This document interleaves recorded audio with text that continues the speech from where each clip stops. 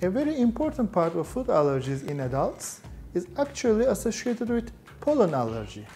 Some allergens found in pollen, which can cause allergic rhinitis, eye allergy, and allergic asthma, have similar structures with allergens found in fruits and vegetables. Since these allergens are generally heat-labile, the patient suffering from pollen allergy can eat the fruit or the vegetable in a cooked state. However, they have allergic complaints when eating them raw. This condition is called oral allergy syndrome and is the lightest form of food allergy.